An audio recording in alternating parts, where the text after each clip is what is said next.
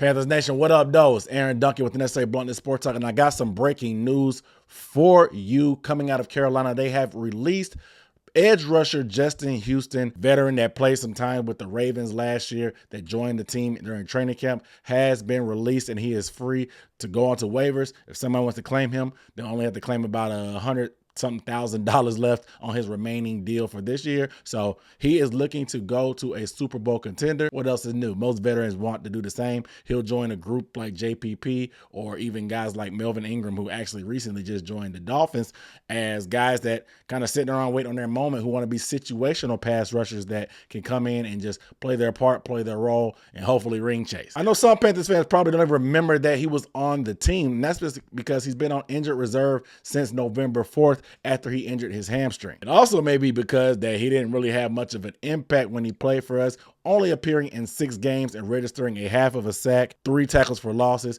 and 2 quarterback hits. It was definitely a letdown for many fans because after the year he came off with the Ravens, there were a lot of talk about them being him and Brian Burns pairing up with each other and being one of the best pass rushing duos in the league, and that just didn't work out. Justin Houston was even questioned in camp about his drop off last year with the Ravens because although he had a productive year, he kind of tapered off down the stretch. A lot of people were wondering, was it because of his age? He actually said that the reason was when Lamar Jackson got hurt, instead of them having a lot more leads in the game, they were playing a lot more closer games with backup quarterbacks. And now, obviously, as a pass rusher, when you have a lead, you know the team is going to pass and drop back more, so it makes it easier to get after the quarterback in obvious scenarios. If the games are close, like they were with the Ravens down the stretch, they could run the ball. They could pass the ball as well. They could play action. And Justin Houston, at his big age, he ain't in the business to stop the run. You know what I'm saying? And so that actually makes sense. And because that's 100% what probably happened here in Carolina. He did not look great when he was out there anyway, and the times he did have, but we know the Carolina Panthers are not a good team this year. They haven't had a lead for much of this year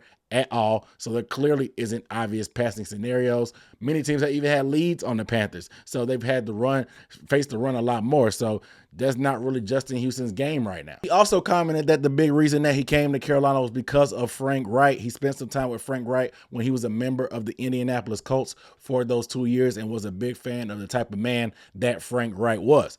Obviously, while he was on injured reserve, Frank Wright got the X. So now that Frank Wright's not here, you're a vet on a non-contending team, stuff is getting a little bit awkward, obviously. So I can understand Justin Houston's desire to want to hit the market and trying to find a team to rock with and hopefully chase a ring. But I also understand why some Panthers fans feel a little bit sour because this guy missed part of training camp, didn't play in preseason, was only in a rotational role, and spent 2 months on IR. Still got $6 million from the Panthers. I'm never going to hate on somebody getting their money, but this is a grade A finesse and just another scar on the Panthers general manager Scott Fitter's resume. Speaking of contract, and this may be tough to hear, Justin Houston's deal actually has a little bit more implications for the future than we might have initially thought. So although Justin Houston signed a 1-year, $6 million deal, the way it was structured, there's going to be long-term ramifications. Next year, there's going to be a dead cap hit of $3.8 million. And you may be wondering why, if we only signed a 1-year deal, is there a dead cap hit for the future? That's a good question, because the way that the contract was set up, most of this contract was signing bonus. And if you're familiar with the NFL, signing bonuses are typically prorated evenly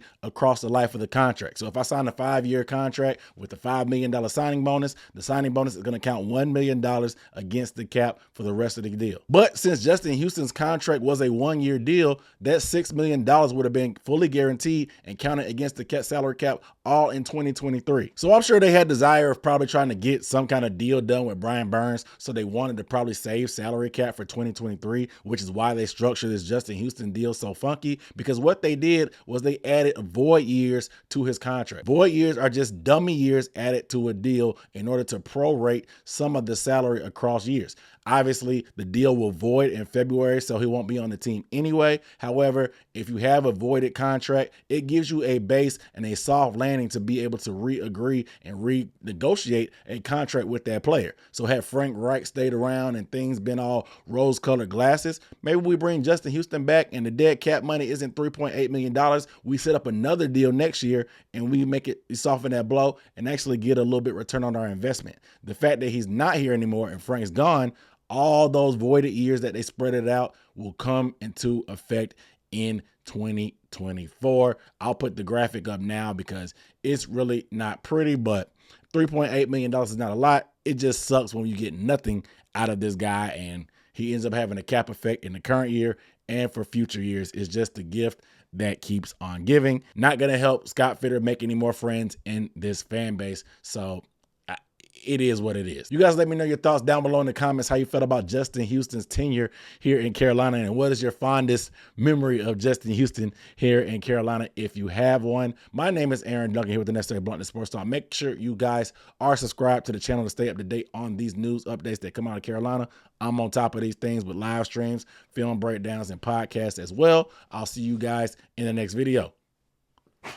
Peace.